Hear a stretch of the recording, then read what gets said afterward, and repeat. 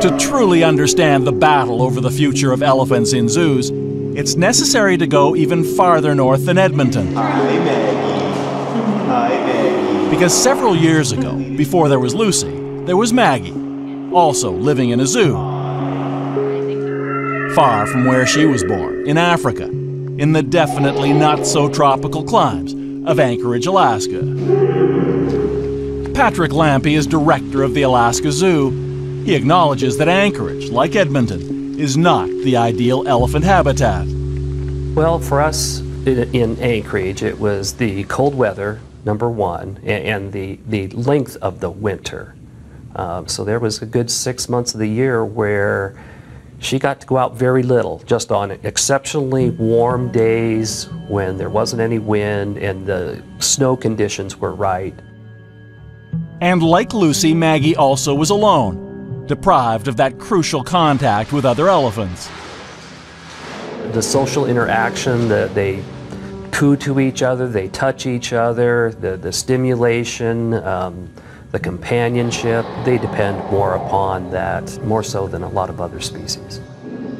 Still, when the Free Maggie movement began, Patrick Lampy, who once was Maggie's handler himself, insisted he wouldn't let his elephant go anywhere.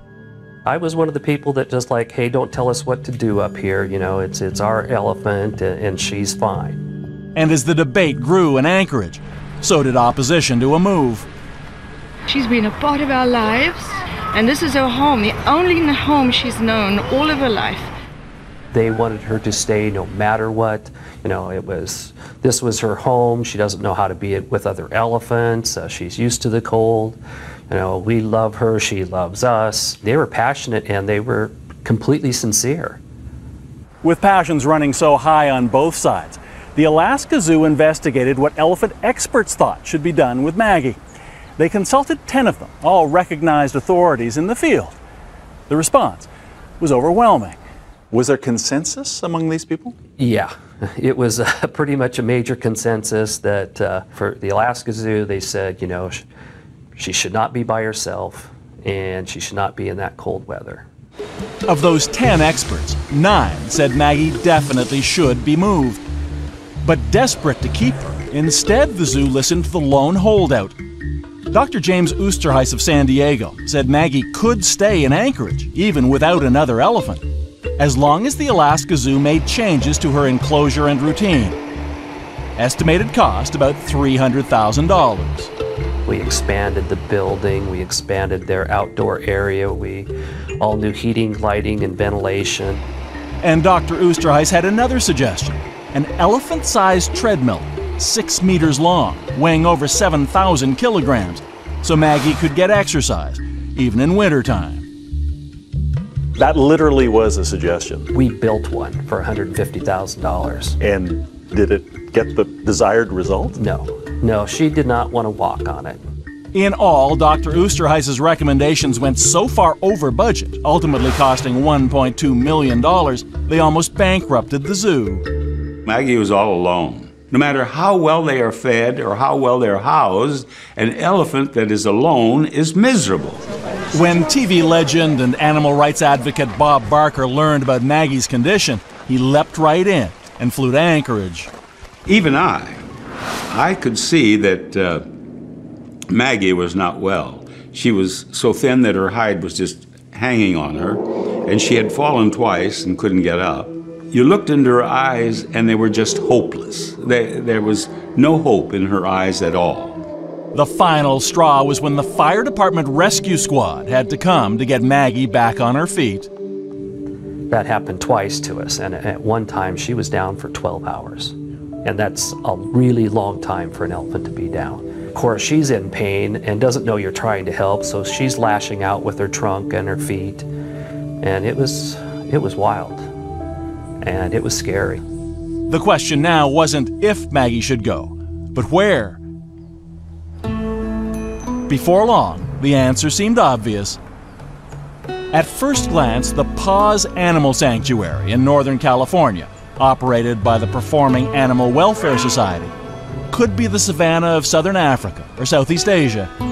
It's 2,300 acres. They're populated by 27 tigers, 7 bears, 5 lions, and by 8 elephants, both African and Asian, all either rescued or retired from zoos or circuses.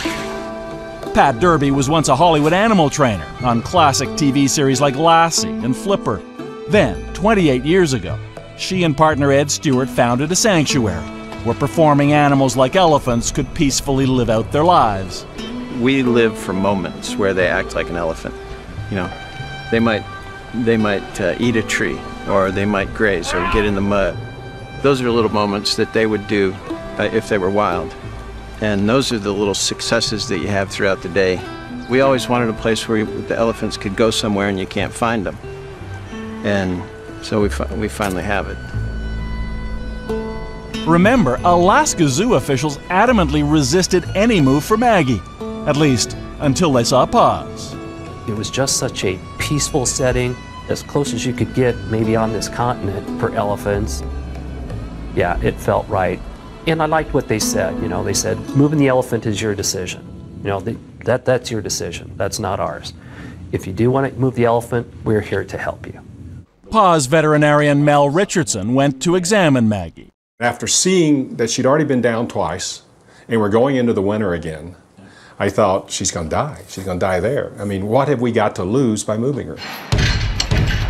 But there was still the not inconsequential matter of how to transport an elephant weighing 4 tons, more than 4,000 kilometers. Hey, Max, good girl, come on. A lot of things could go wrong. You've got a lot of heavy equipment. You've got a 8,000-pound animal that has the potential to get very excited.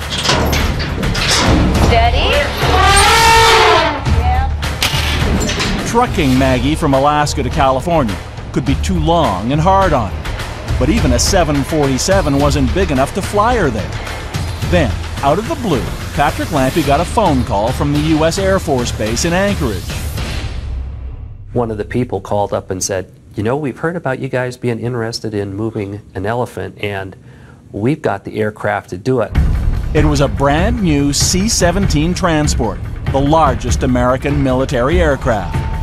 So it was that on November 1st, 2007, after weeks of training, and accompanied by handlers old and new, Maggie boarded the massive cargo plane, bound for her new home at the Paws Sanctuary in San Andreas, California.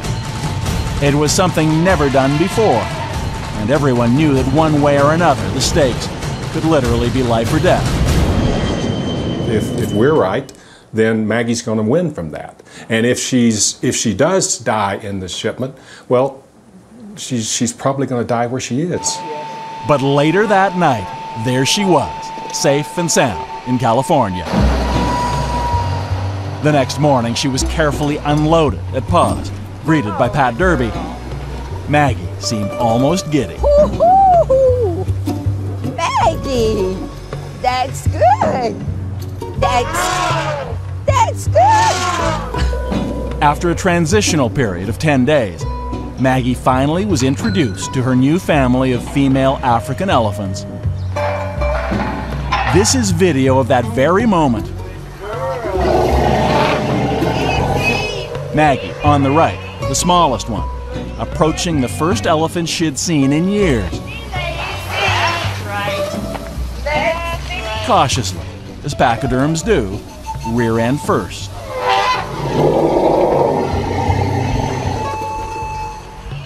That was 5 years ago. They've been inseparable ever since.